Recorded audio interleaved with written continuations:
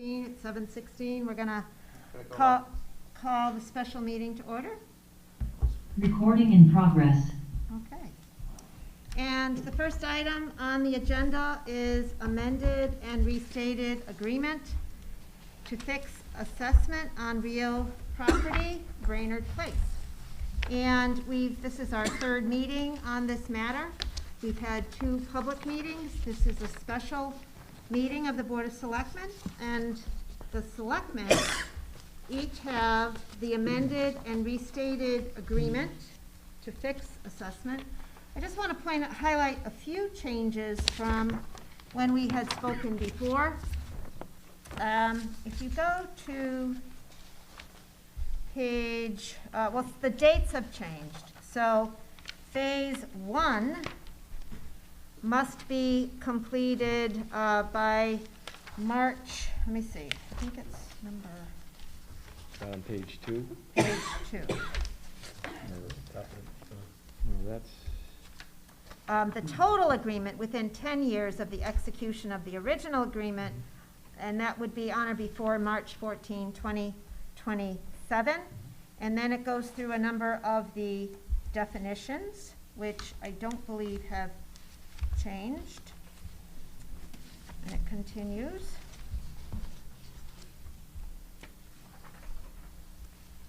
And if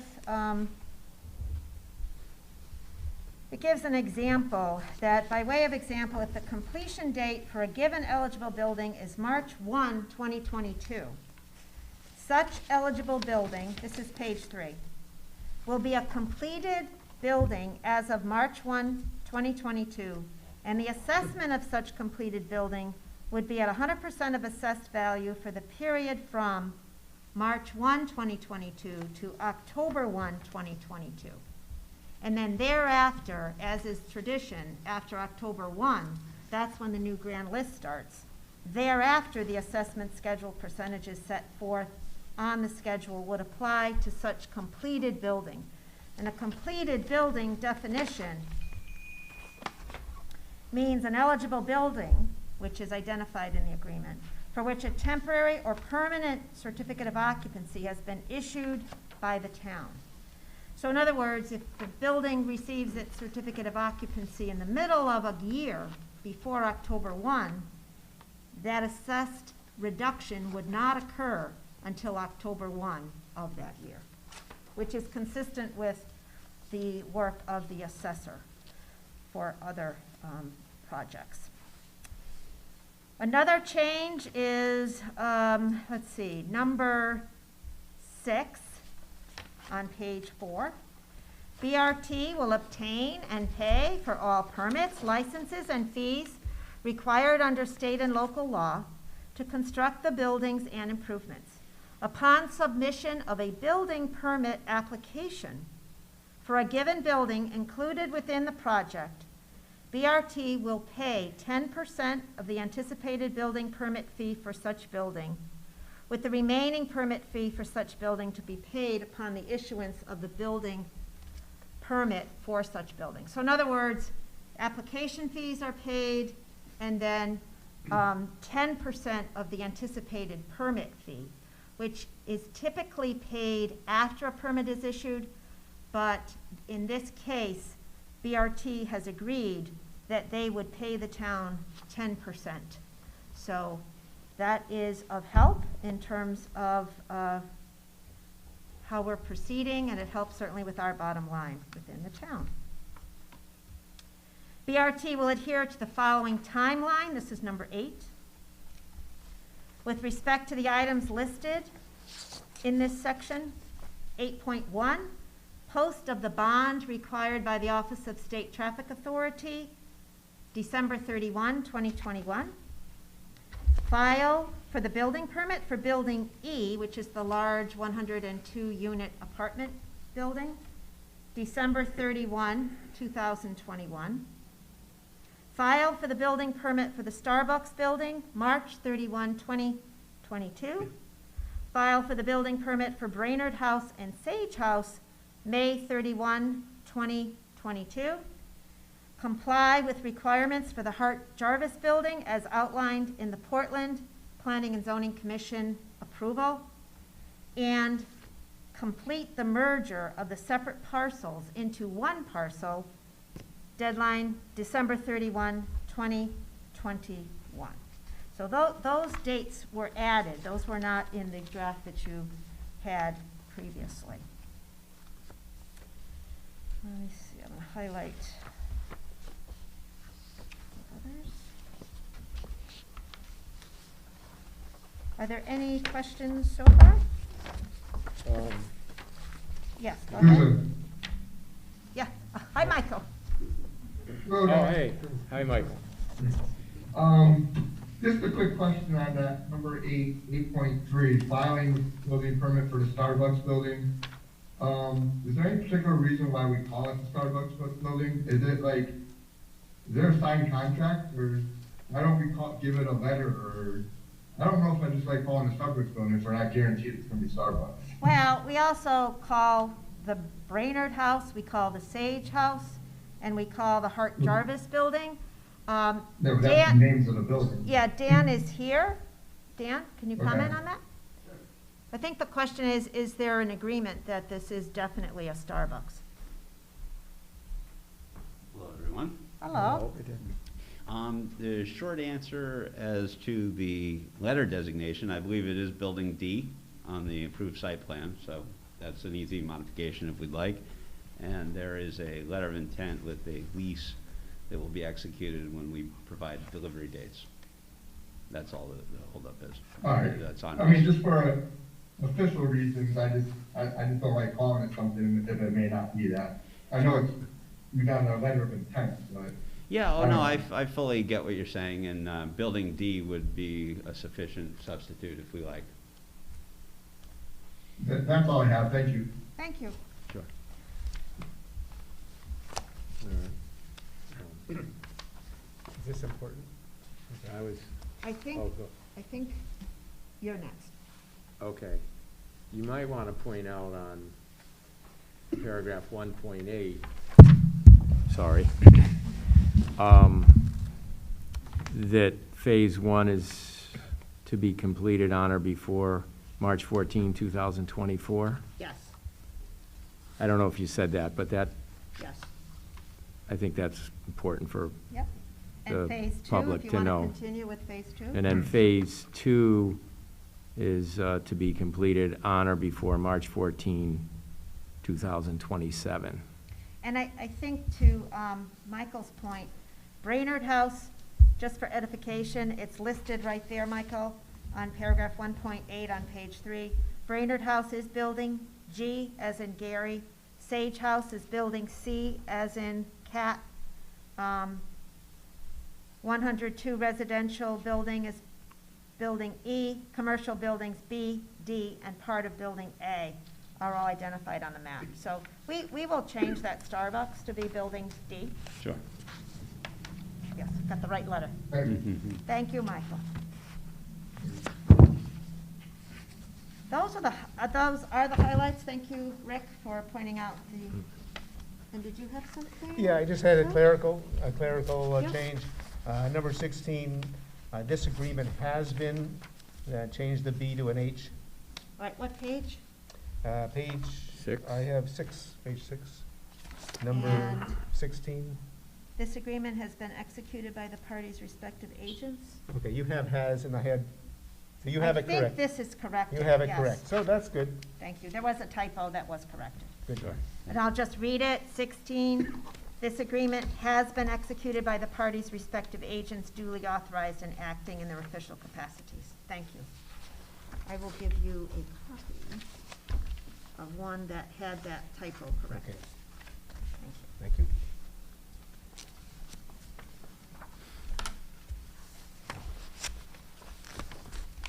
And if everybody could make that change, call it Building D instead of Starbucks. Help me with the page that was on. That, Where Rick, is is on page 4. 4, okay. 8.3. Okay, yep, thank you. Building D. D, right? D Yes. is in dog. He is in dog.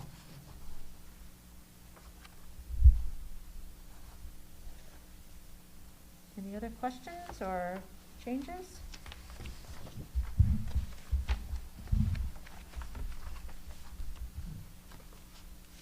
I will point out that demolition has started, and that I know the building that had the fire, unfortunately, has been removed, and I know there's been an arrangement with the demolition company to remove, I believe, all of the buildings and that are not on the list to be preserved. Is that right, Dan? Yes, yes. Basically, it's a rolling grant of work based on a couple of the moving pieces with the environmental engineer. But yes, what you've said is materially correct, and Yes. we've come and we're staying. Good, So good. the demolition will continue. Yeah. So could I ask the question, now that we've begun the activity of demolition, do we have a time frame of how long we think to clear it out like we talked about? No, because essentially some of it comes from the assessments that are going on that have a different timeline based on what they find in the buildings for the abatement process before they can knock the building down. And so what they started with were buildings that had either been affected by the fire or had been built after when you would have asbestos in a building, that kind of thing. So I would say that they're going to be where they started. That gymnasium will come down. They'll start doing work on the Brainerd and Sage houses, and then you'll start to see houses on Perry go down, probably first, right? In terms of just what's visible, because I went up before the meeting and before it got dark just to kind of see the excavator in. There's one excavator you can see from the site, right, out by along Marlboro, but then there's another one in where the fire had occurred. So you'll see stuff on Perry next, but it'll be proceeding as quickly as they endorse the abatement process. The reason I ask is because I did spend a good amount of time talking with the Public Works Director and the Fire Chief, Sure. Bob Shea, and he gave me an update on how those buildings are being inhabited or played in by youths, Yeah. and No, I get it. just would like to see it expedited, that we clean that up as quickly as possible, because we have the risk of the residents, and we also have the risk of our volunteer firemen that go in there and had to fight that fire. We don't need them to be dealing with that again. I agree with you. I think that when the folks from DeMarco Constructors showed up to begin demo on Monday, there was sort of a collective meeting of the minds on what things need to happen in what sequence, right? And some of it has to do with cutting off utilities and just basically getting everyone on the same page about how we administer the work. But like I say, it will operate continuously. I just couldn't tell you if it's a 3-month thing or a 2-month or a 4-month. It's kind of in that range. But my focal point is in clearing the way to get going, right? And then just allow the demolition to continue. And that's the key. And so it'll, in the grand scheme of things, it'll happen reasonably quickly. And as an update, our building officials sent an email to me. Susan, I met with the demolition contractor, AES, and DeMarco Construction, both, on Monday and Tuesday of this week. Right. Today is Wednesday. I reviewed with them the expectations of the town as it pertains to the removal and cleanup of the burned building number 15. The plan submitted and approved for the demolition of the remaining site for Brainerd Place.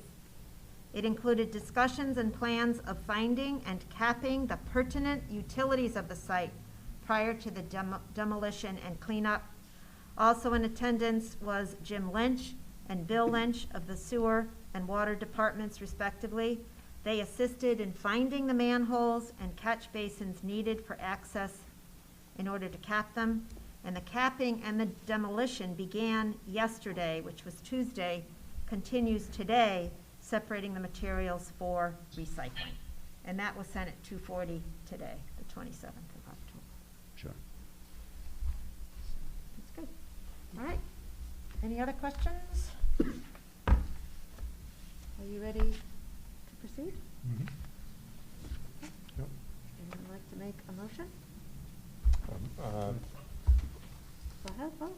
I'm ready to vote, or you? Somebody's gotta make a motion. Okay, I'll make a motion Yeah. to amend and the restated agreement to fix assessment on a real estate property at the former Elmcrest property located on Main Street and Marlborough Street.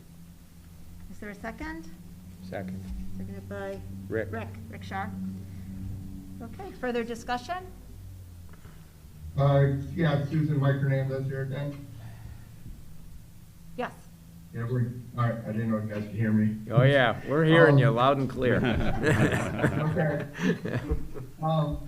Yeah, I just would like to say one quick thing is just that I am all for this development to happen, just like most of the citizens here of Portland. My only issue I have with this whole thing is my lack of time of being on this Board of Selectmen. Since being on 2 years, this property was always a status quo. I didn't know much about it. I only knew that we had all the agreements all set. And since the last 3 weeks, with everything coming to fruition with this thing, it moved rather quickly for me. I was trying to wrap my hands around it, get a better understanding what the previous agreement was and what this agreement was. Trying to balance my work, family, this, and the campaign that we're running. I just would like to say I don't feel I give it its due diligence, and I'll probably be abstaining. And also, I don't feel comfortable voting on this because I don't know what the outcome of this election may be. I'm not 100% sure I'll be on the board in the next 6 days. But with that being said, I don't feel comfortable making a decision like this, not knowing my future with this board. So I just want to give you a heads up. I'll probably be abstaining. Thank you. Thank you, Michael. Any other comments? Are you ready for the question? Sure. All in favor indicate by saying aye. Aye. Any noes? Any abstentions? Abstain. Thank you, Michael. And you. motion passes to approve the amended and restated agreement to fix assessment on real property, parcels located at intersection of Main Street and Marlborough Street. Thank you very much. Thank you very much. We'll make arrangements for the signature, hopefully tomorrow. Sure. I'm Yeah, you tell me. available. Just give me a call. All right. Okay. They do have to be notarized, of course. So. Sure. Okay. Okay, we'll work that out. Thank you very much. Thank Look you. forward I to appreciate working your with calling you. this meeting as well to get this done. Thank you, right, Mr. thank you. Hassan, who's here as well. Thank you, Fred. All right, great. Have a good night, everyone. All right, to see good you. night. All right. Fred is clapping. Yeah. The next item on our agenda is easement from Tilcon for Riverfront access. And I shared with the selectmen a permanent access and parking easement for the town of Portland Riverfront Nature Trail. Many, many years ago, it was actually John LaShane that put together a nice brochure on some land that the town had down near Riverside Marina. It's sort of between Riverside Marina and the Meriden Motor Boat Club.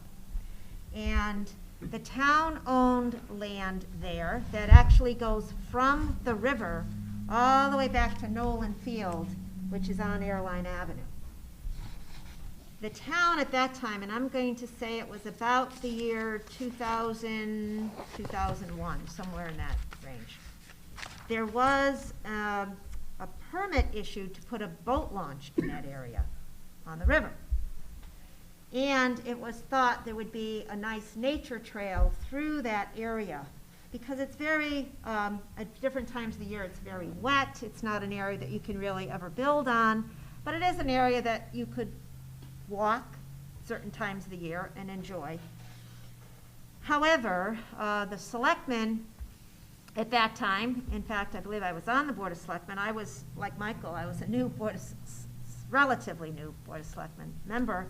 And it was decided that we would not build a road to that boat launch area, that it went through some very difficult terrain. Mr. Kalinowski had to get an easement from, I believe it was the Field family, in order to get access to go down there. Right. And the expense was very, very high. And the remote location to have the launch site there was just not good. So it was decided that we would not proceed with building that road. Subsequent, a few years ago, the Field family generously donated quite a bit of land to the town of Portland that is contiguous to the land that we had previously and we still own. So now there's quite a bit of frontage along the river that the town owns, and the access is shorter than it was at the time that they had to get down to this boat launch. So we have been looking at the possibility of gaining access by way of Airline Avenue to this land to have what we had planned years ago, a nature walk. And I, along with Rick Shar and Lou Pear, Bob Shea, and Jacobson Engineering, have been talking to Tilcon, who owns property on Airline Avenue, and very generously for decades has allowed the town to have their Little League field in that area. Earlier this year, I wrote to Tilcon and said, we no longer use or need to have the Little League field due to the Route 17 Portland Recreational Complex. However, we would like to talk to you about having an easement, a permanent easement, so that we could go into that area, park cars, and walk behind the Tilcon plant. We had thought maybe we could go a little closer to the Meriden Motor Boat Club, but that would impede the work that Tilcon anticipates doing at their production site. So we walked the site, we found what we think is a good path to this area, and I've been working with a Mr. Costello who works for Tilcon, and we have put together a access and parking easement by our attorney and given it to them for their review. I have a copy of it here if anybody wants to look at it. It's essentially a walking trail that would go behind Tilcon down to the riverfront there, and the parking would be adjacent to what was a ball field. I think Tilcon wants to take down the whole backstop and things because they don't use that as a ball field anymore, and they don't want people getting hurt by playing ball there and so forth. So you may begin to see some changes there. So it is with Tilcon right now. It's very positive. They think that it's something that they are very happy to do, but like any legal work, they need to have their production people look at it. They need to have their land use professionals look at it, as well as their attorney. But in anticipation of getting this easement from Tilcon, Rick and Lou have been working on some grant opportunities that would help to pay for material to put a parking area there and maybe be able to put a trail, a walking trail in there. So I know there was one mistake on page 1 that said 24-inch wide access drive, and Yeah, Lou, good catch, Eagle Lou. Eye Lou, said that's 24 feet, so Yep, I will yep. send that Yeah. to. Even a smart car wouldn't fit. Yeah, right. Yeah. I guess that's why you were an educator. I guess so. Yeah. I guess so. So I'm gonna turn it over to Rick and Lou to talk a little bit more about this. Okay, and I'm gonna turn it over to Rick, because we were talking about a grant that could possibly generate some income or money, revenue, for some of the improvements of either a parking lot, road, access to the river. And just as an aside, if you ever look at the Portland coastline from Harbor Park, and you see the Meriden Boatyard, and you see the Riverside Boatyard, and you see all that beautiful land in between. That is owned by the town of Portland. And it's a quiet spot because the current goes toward Harbor Park. It's a very calm area for, I don't know, fishing. We're talking about recreation first, but a great area for fishing. A great area for other things.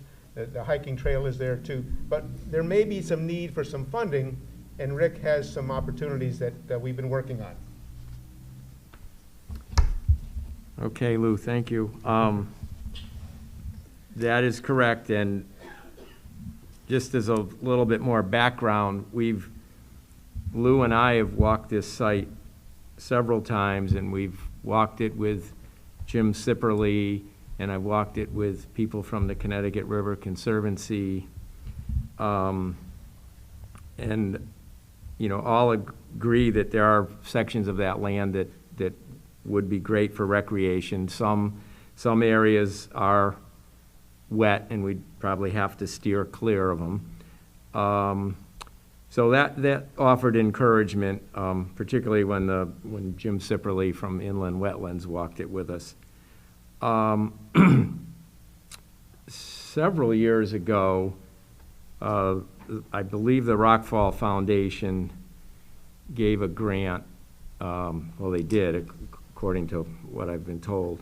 And John LaShane did some work in there, and that was before, I think, we got the other parcel. Yeah, I think you're right, yeah. It was quite a while ago.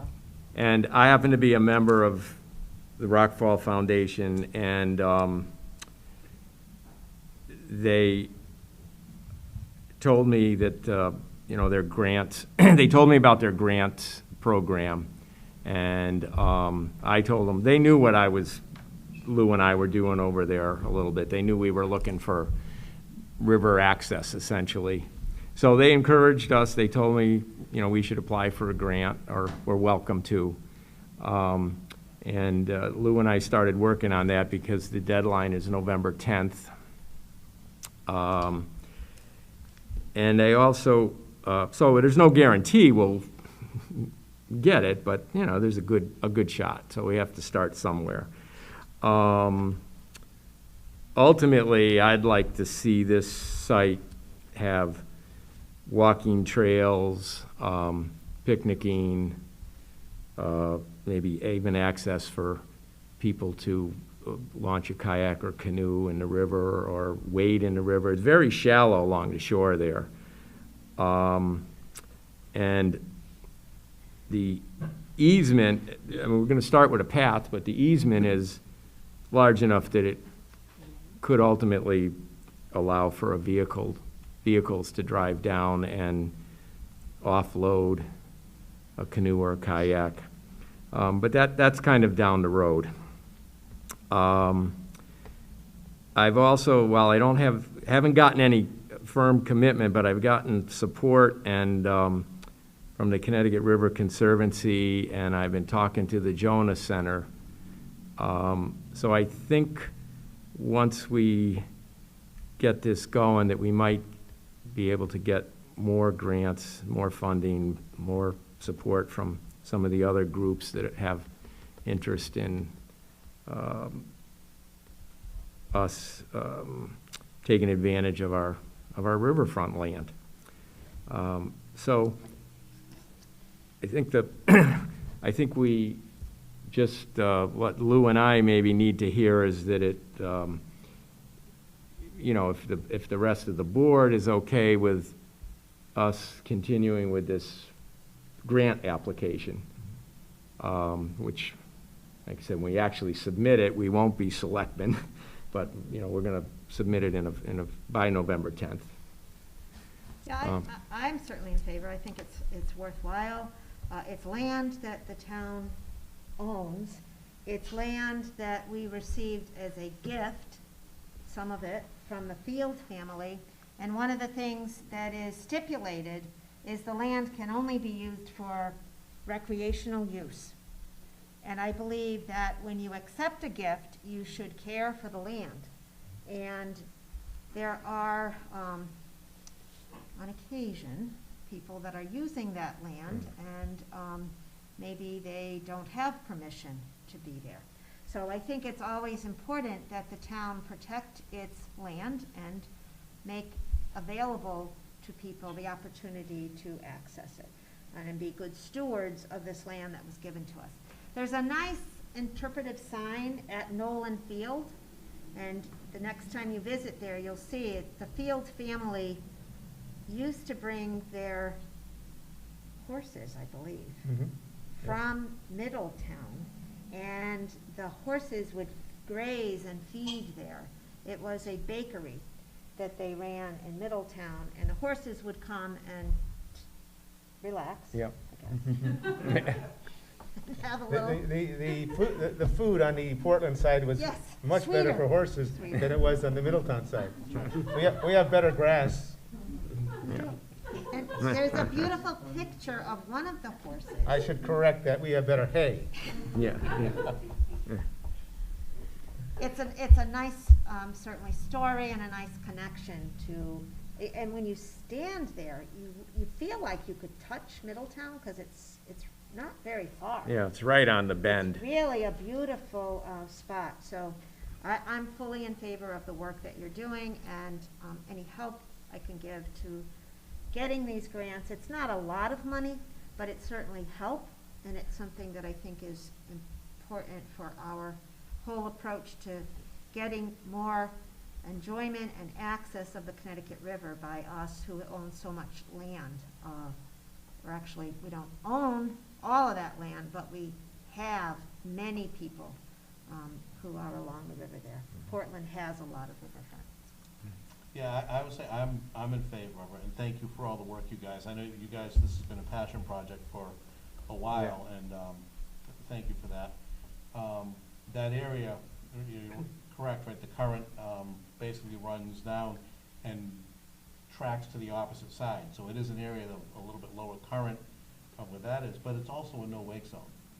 So in terms of, if, for other launching canoes, kayaks, or anything of that nature, it's a Safer. much safer place to do that than some of the other places we could go, so. And it is a beautiful, and in terms of people using it, you see folks that do camp in there from the river, so.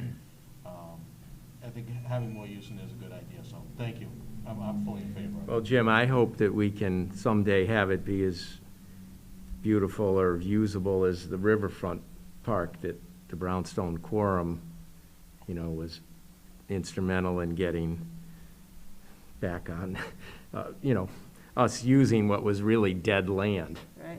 And the nice thing about this, as opposed to the Brownstone Park, this is, the way the topography is, you can actually get down to the river without endangering yourself. Yes. You might sink in a little bit of mucky soil, but you're not gonna fall, trip on rocks or go down a steep embankment. It's very, as you get close to the river, it's just a floodplain there. Yeah, So- this is a beautiful spot to actually be able to get right To the water. This is Yeah. this is a nice step forward. Anybody else? Yeah, I guess I would say is that obviously it makes sense, is there's no harm in going for it. I mean, we've been able to utilize grants to do a lot of the work that we wanted to get done, and I remember when we dedicated the donation from the Fields family, I remember that day, so That's right. certainly would like to be able to honor the use of the land that they gave to us if we can. Mike, Thank you. you Yeah, okay with this? Yeah, I mean, considering we have the most, riverfront property of every town, it's kind of nice to be able to use this and get it, available for our citizens. So that's great. Appreciate your help. I wondered if someone would like to make a motion that they would agree that the Rock Fall Foundation grant be submitted, and that you agree in principle that the Riverfront Nature Trail is a good idea. I'll make that motion. Is there a second? I'll second. Seconded by Mike. Thank you. Discussion? Go ahead. No, well, just a quick discussion. When I was running for office 4 years ago, Ellen Guile brought a question to the table to see if I was worthy of becoming a selectman. And he talked about the plan of conservation and development. And he asked me, what are the 4 aspects of that? And I kind of knew somewhat of those answers, but I didn't know them as well as I do now. And one of the things that the plan of conservation development is to, and probably the first one, is to develop river access. Portland has one of the longest riverfront town land areas of any town in Connecticut, yet there is no access for public, any resident in town to use that waterfront free. So here's an opportunity that maybe we can do that.